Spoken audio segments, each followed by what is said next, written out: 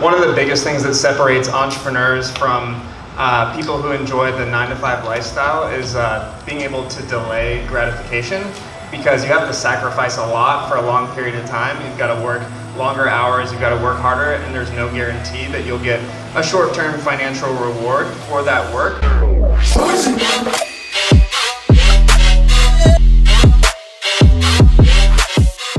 It's Wednesday morning.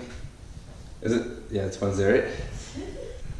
5:30, and we're going to Orlando, and we're tired.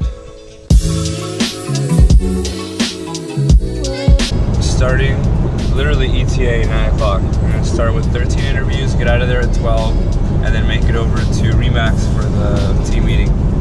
So, long day ahead.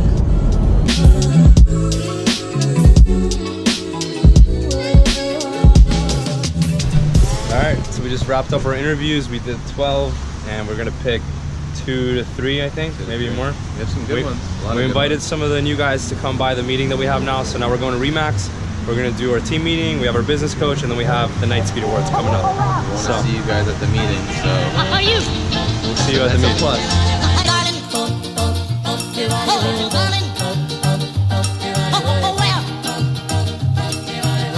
Alright, we're at Remax, about to hop in and have this meeting with the boys. award ceremony coming soon.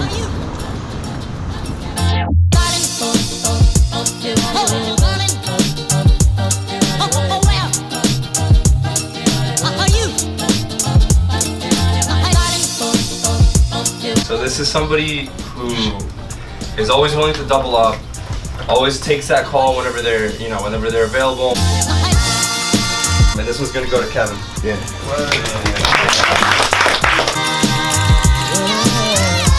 Very timely. We'll let you know when you're messing up, and we love that. The consistency award is gonna go to Carlos.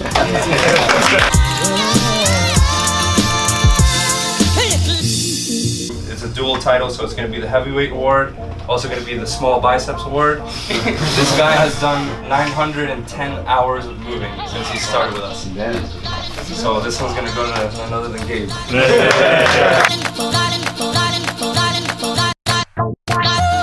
This is somebody who really puts the company 100% on their back and makes sure that everything really comes down to them, whether it's his responsibility or not.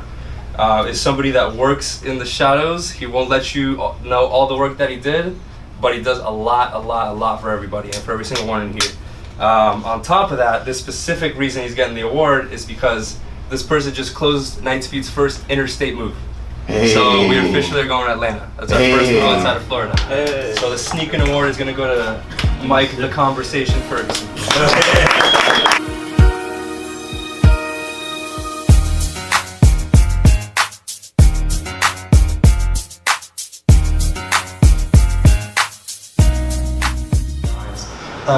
One thing that kind of comes across every single conversation and topic, and because we wanted to give a little intro into like what life at a startup is like, things you need to know. Do you guys have, if you have partners or maybe really critical employees, what is it that kind of put that person in that place to partner with them or make them either the manager? What is it that, I don't know, that sets them apart from the other people, especially in the world of startups early? Was it the hustle? Was it the dedication to you? Was it the understanding of the industry? What was that?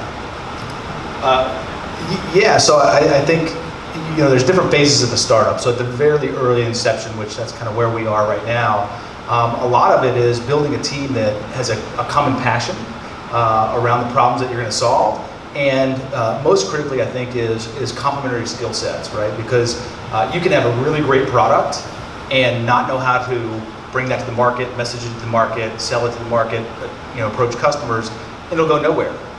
Likewise, I've seen companies that have been tremendously successful that had products that I would look at and say, this is a real piece of crap. But good messaging, good marketing, good sales execution. So I think, assessing that core team, it's finding a group of guys that share, or guys and girls that share a common passion and have complementary skill sets that you know are going to fill all the necessary gaps to get a product, an idea built and then digested and validated into the market. Yeah, I actually totally agree. I mean, the thing that I've looked for since, and we've gone through like a few partners from when this thing started off as a little college side hustle to what it is today. And that's two things. It's that technical, you have to be self-aware of what you're good at, what you're not good at, and find somebody that has that skill where you lack. For example, I'm non-technical background, but we're developing a moving logistics tool that we think is better than what's currently out there. Something like that, I would have never been able to do if I didn't go out and look for that talent. Just as important as that talent, you have to be able to, as the entrepreneur, if it's your idea, something you're trying to get going, be able to sell that vision to people so that they can look past the current circumstance where they know they can go out and get a job and make 100 grand, but maybe you can only pay them $18,000 a year because that's all you got. It's dependent on whether they believe in if the current situation of your company is going where you want it to go. So you have to be able to sell that vision, and then, like he said, find people to balance out the skills that are not your strongest suit. Yeah, I think they both touched on the most important part, which is having your early employees buy into the vision. Because if they don't buy into the vision, they're not going to go above and beyond, and that's absolutely what you need in a startup. You need people who are going to be passionate, who are going to put in the hours, and realistically, they're probably not going to get paid as much as they could in other positions, but you're giving them the benefit of the creative freedom that they have in kind of controlling their own schedule in a lot of ways and solving their own problems. And so some people enjoy being a part of that, and some people enjoy being told what to do. But it's definitely a no-no to have people who are constantly need to be told what to do, because you have to move really fast in a startup. So you need problem solvers who can do things on their own, so that you can be taking action, massive action in different directions and make things happen quickly as you're first starting your company.